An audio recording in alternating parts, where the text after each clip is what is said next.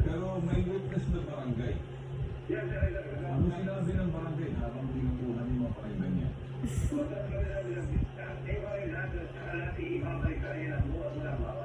Okay, so parang kuhanin na lang to dahil matigas. Kunin natin, saan nyo dadalhin to itong mga pakinggan niya? Saan yung dinagay?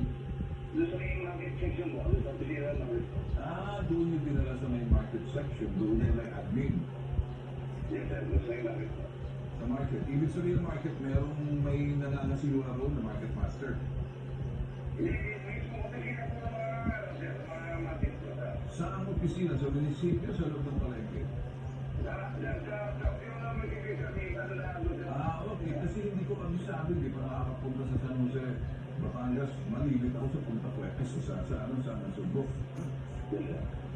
So, hindi ko kabisado sa San Jose. Kala ko San Jose, Mindoro, o San Jose Antique. Kaya ito, San Jose, Batangas. Hindi ko na pasensya na. So, dinala mo sa may market section ng munisipyo sa San Jose, Batangas.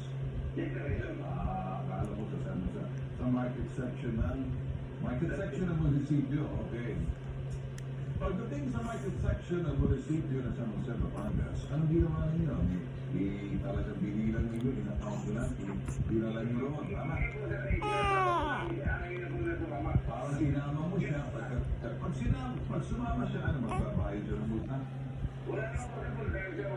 So, sinama mo lang siya roon kasi ayaw niyang alisin, kaya dinala nyo na sa market section ng munisipyo.